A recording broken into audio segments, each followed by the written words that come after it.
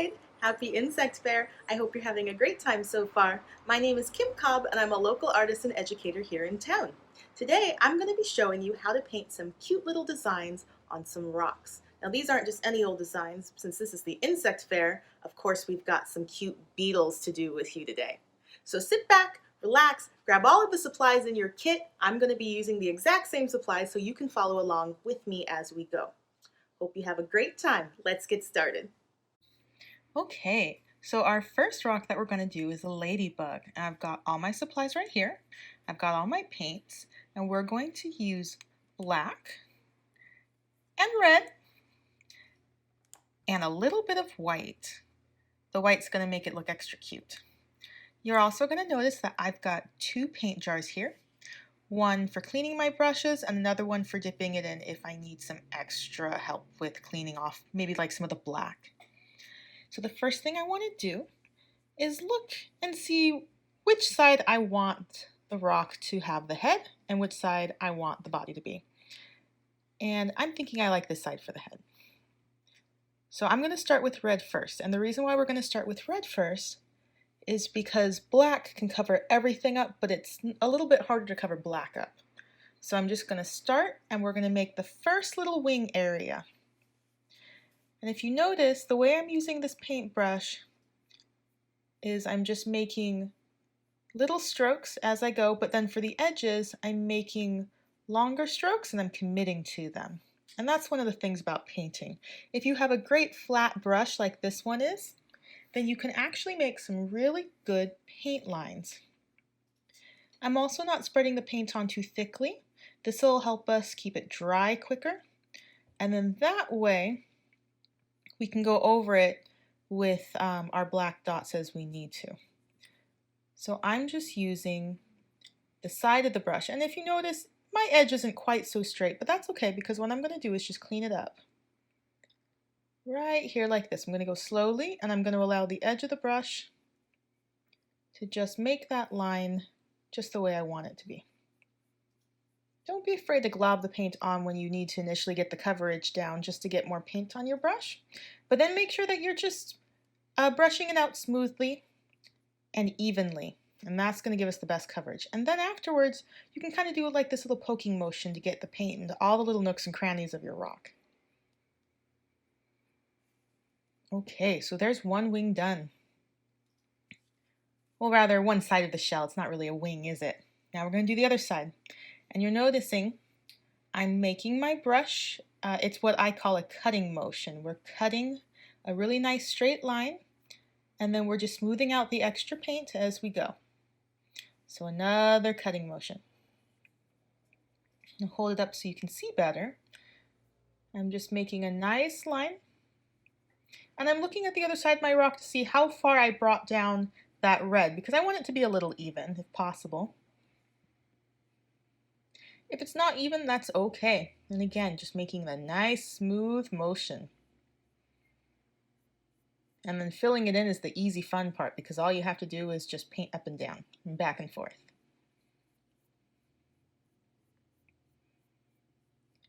And as I'm doing this, I'm taking the opportunity to smooth out any paint blobs. And then that way, this rock will dry super fast. And don't worry if it looks a little uneven initially. It's going to dry much more evenly than it looks when it's wet. There we go. And I want to work a little quickly just because as soon as this paint starts drying, if I go back over it with a wet paintbrush, that paintbrush is going to lift some of that paint off. And I don't want to undo the work that I've just done. But that looks pretty good to me. In fact, that side looks better than the first side, so I'm just going to smooth this out a little bit. Had some paint globs right there. There we go. Get a little bit of extra coverage on that part right there. And it's looking pretty good. Now, if there's any sorts of rough edges along yours, you're not too satisfied, you went too far, don't worry about it. You can sit there and you can touch it up a little bit if you want to, just like this. But like I said earlier, the black is going to cover everything. So if there are any little imperfections that you're upset about, we can fix that. So I'm going to rinse out my brush. But the thing to remember about doing this is that the imperfections are what actually make these rocks look really cute and fun. And I know a lot of us are sometimes perfectionists and it's really hard to let go of control. But when you sit back and you relax and you enjoy the process, it's much easier and you're going to find that you like what you're doing a lot more too. So I got the majority of the red off, and so now I'm just going to clean the brush in the clear water instead. I'm going to dip a little bit of black in here, and then we're going to get started. Now, I'm going to be careful not to touch the wet paint, and then I'm going to start just filling in the middle first, just to get comfortable with the black, and then I'm going to inch my way toward the red line. And then I'm just going to make slow movements all the way down. And you notice when I was doing the red, I was able to pick up the rock and hold it a lot more because everything was still dry. But right now I'm trying very hard to avoid touching the red part because I don't want to get my fingers all red. Yep, just like that. Maybe by now yours is dry, but mine's still a little bit wet. And I'm just going to cut a nice clean line along the back, just like this. Now everybody knows what ladybugs look like, so I didn't show you a reference picture. On this ladybug is going to be a little more of a cute ladybug. It's not going to be quite so realistic. We're going to have a lot of fun putting all the spots in. At least I hope you're going to have a lot of fun with me putting all the spots in. Now you notice I'm using my pinky finger right now, and I'm just kind of stabilizing my hand with it. If this helps you, go ahead and try it. It's more just as like a touch point so that I can keep control over my hand as I make those lines. If it helps you, great. If it doesn't, it's not necessary. It's just a little tip and trick that I do.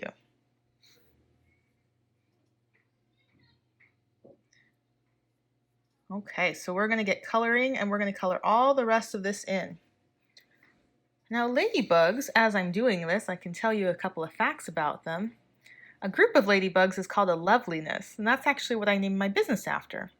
I do science education here in town, and one of the things I used to do was to buy a bunch of ladybugs. They were all native species, so there weren't any ladybugs that shouldn't be here. And I would hand them out to kids, and we would talk about ladybugs and how beneficial they are. And I know some of you might be thinking, beneficial? Bugs are not beneficial. But let me tell you, bugs are very beneficial. We definitely need a lot of insects, and ladybugs are really good ones. If you enjoy gardening, ladybugs eat aphids. They also keep other pests away. They are a great, great insect for your garden. Plus, let's face it, they're just cute. But if you've ever seen a weird looking kind of red and black caterpillar larvae beetle looking thing, you might have thought, what's that? Well, that's also a ladybug. It's just one of the younger stages of it. So don't go around squishing those if you see them. Okay, now right now, we're going to kind of smooth out the head a little bit. Just like this. Now I left this little triangular piece in the middle on the back because that's where the wings would open up and come out from. But up on front, if you look, some species of ladybugs, and there are many of them, with all sorts of different variations and colors, they have this big black mark right at the base of their head. So we're going to imitate that right now with that round part. And now I'm just smoothing out all the lines. I'm going to do the same thing to this side. Now there's a bunch of different ways to do it. It's really just however you feel comfortable holding the brush. You can turn the brush so that it's flat as you're doing it. Or you can turn it sideways, just like I'm doing right now, and use the skinny part. It's really just however you feel comfortable. Now, here's the part we got to talk about with the spots. If you'll notice, our brush is rectangular, not round. So a good way to do this is to take your brush, stick it, just like I'm about to do to show you on this piece of paper, and you can either make tiny little dots with the very, very tip of your brush, or here's another way to do it. You can plant your brush and then spin. So here, I'll show you. Plant and spin. And I didn't spin my entire wrist, I only spun my fingers, though here's how I can spin my entire wrist as well. So either way, I get a pretty good looking circle. But if you just want to spin the brush and rotate it, you can as well. And it's less of a spinning and more of like a rotating if you're going to be rotating your whole wrist when you do it instead. So why don't we give this a try and get some of the big spots on first. Now obviously no ladybug has this many spots, as many as I'm intending on doing, but this is also a garden rock. It's for decoration and for fun. You can make your spots as big or as little as you want. And here we go. We're just going to spin a spot out. Looking pretty good. I'm going to fix it a little bit, and notice this time I'm actually going to spin the rock. Oops. But that's okay, because all we can do is just make that spot bigger. Don't fall into the trap, though, of trying to get a perfect circle and making your rock circle bigger and bigger and bigger. I'm going to leave the rock this, or the circle this size, just like that. And I'd say that looks pretty good. Now I'm going to put another one right here.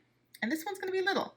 I'm just going to use a different technique where I make 2 semicircles and make a circle out of that by joining them together. Here, I'll do it again. This time I'll just do a straight circle. There we go. So there are all sorts of different ways to make a circle, and it just depends on the way that you feel most comfortable doing it. And if you want to practice on a piece of paper first, you can. Here's the spinning, rotating version, which is a little bit harder to do on a 3D object, but it still works too. There we go. Just like that.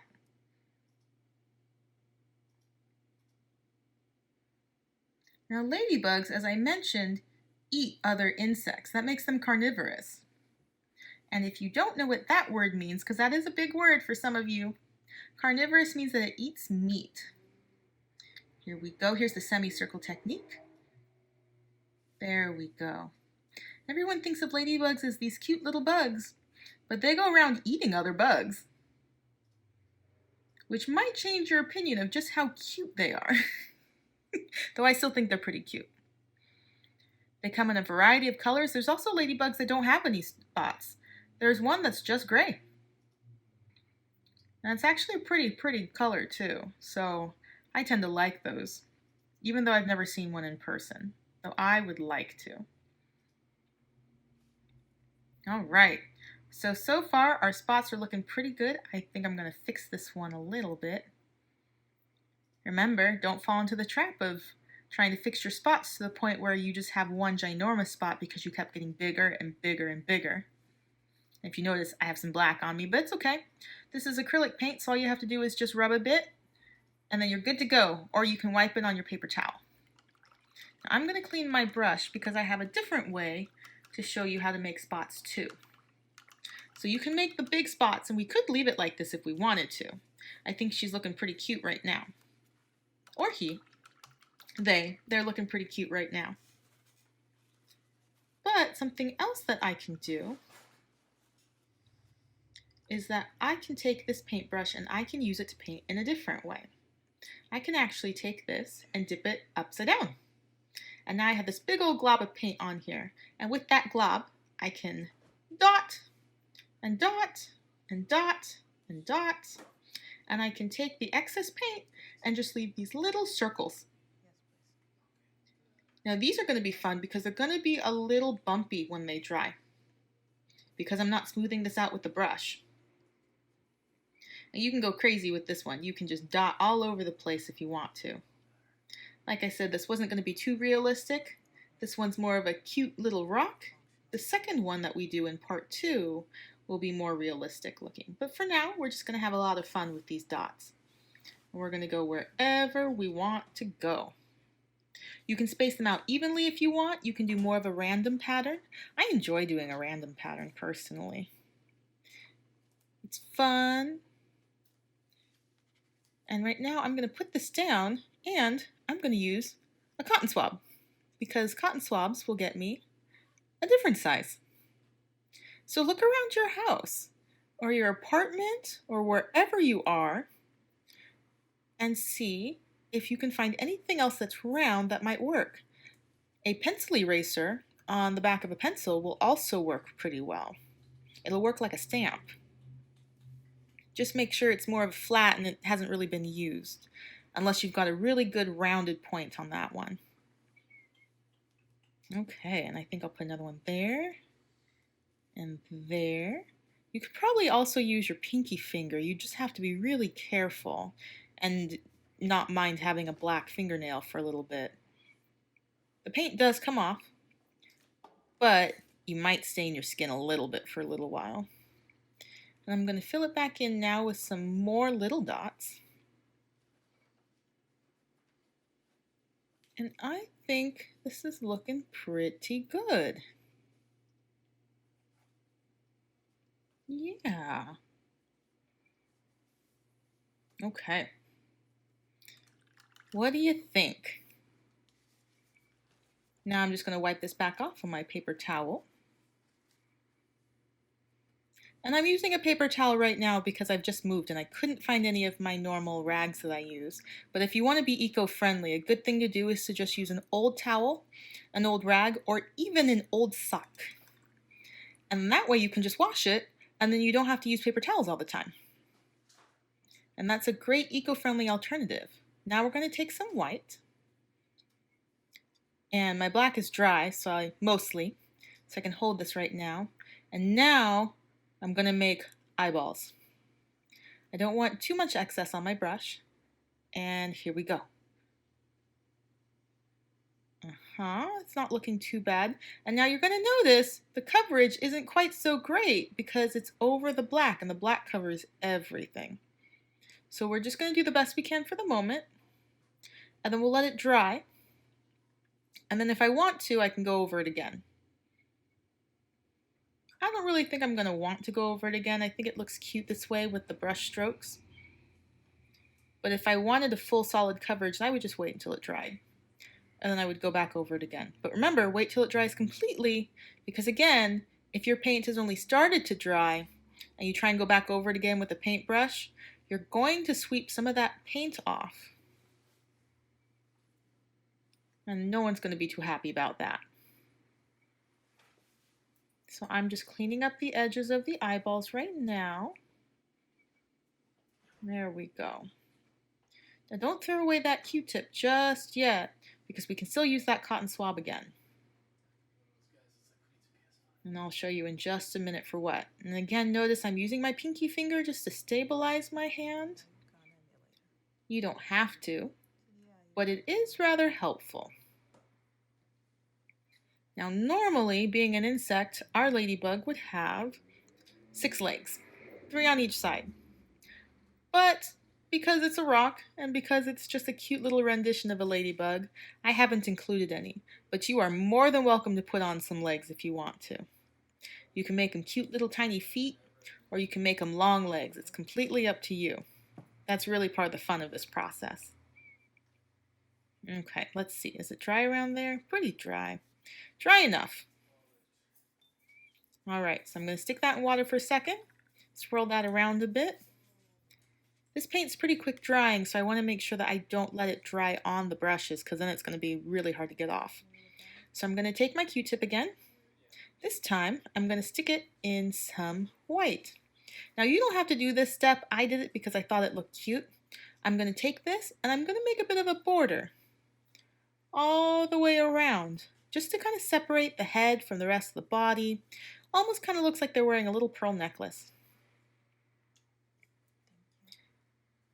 This isn't accurate, but it's just fun because it's also about decorative painting too. Oops, let's fix this one. And that one too. There we go. And if you want to make smaller ones as well, you can in between the big ones. That might be cute. Just like this. There we go. Just kind of fill in the gaps a little bit. Another one here and here. Okay. Looking pretty cute. And again, I'll wipe that off, especially because I don't want to touch it and then get more white all over the place with my hands. Let's see, how dry are you? Do another little pass through, just a little bit, because it did dry a little lighter than I was hoping it would.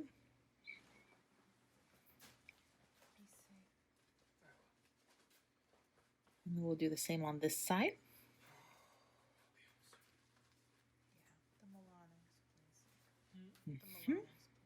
And I don't have to worry too much about the very center because we are also going to be adding pupils.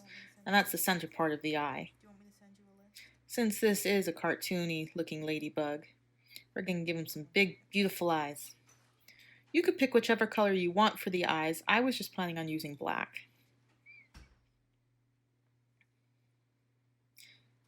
And maybe I'll just, try and pat this in a little bit like this too, see if that works.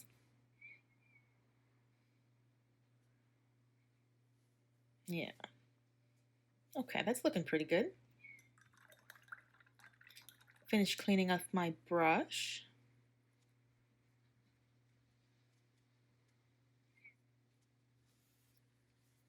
And now we're going to give the brushes a nice final wash after this. But for the moment, you just want to make sure you get most of the paint off of it. Okay, now I'm thinking my ladybug needs some antenna. However, if this doesn't turn out too well, I might try and just get rid of them later. So you're going to want to use the very edge of your brush. That's the pointy part, or rather the flat edge, I guess is a better way to put it. And I'm just going to try and carefully draw some antenna shape. And like I said, if I don't like how this goes, it is in white, so all I have to do is cover it back up again with some red and cover it back up again with the black. And you won't even know it was there. Again, still just using the very tip, seeing what works best, what I like best. They're looking a little wispy right now, and that's okay. I'm going to try it this way too and see if this works any better. It's getting a little globby. But that's okay. Because like I said, once it dries, if I decide I don't like it, I can just paint right over it. It's the great thing about paint, is that even though while you're doing it, it doesn't necessarily seem very forgiving. All you have to do is let it dry, and then you can just paint right over it. Sometimes it may take a few coats, depending on what you're trying to paint over, like the black, but you can still do it. Now we're going to take our black side again, and we are going to dot the pupils on. Let's see if I can pick this up for you. All right, here we go. Just gonna dot. We're gonna dot. Looking pretty cute. Make it a little bit darker. Okay, they're actually looking a little surprised, aren't they? So what we're gonna do is put a little dot of white just to give them a bit of a reflection. And then suddenly they go from looking surprised to looking pretty cute. Now if you want, you can put in a second reflection right there in the middle toward the bottom edge. So now we have one at the top edge and then one kind of diagonal from it, a larger one. And that way, it kind of looks like their eyes are focused a bit. Now let's see how well I am at giving them some eyelashes. See if I can give them a bit of a wingtip. Oh, that one looks pretty good. Going in the opposite direction is not usually as easy because I'm making the brush go a different way. Yeah, there we go. Give them one more. Let's give them 3. Now, you don't have to do this with your ladybug if you don't want to, of course. But I think they're looking pretty cute. And there you have it. Your ladybug rock. Now they're ready to go into the garden. So thank you so much for joining me. I hope you had a lot of fun. Stay tuned for part 2, where we're going to do a Colorado potato bug. And that one will be a lot of fun too. Instead of polka dots, it's stripes.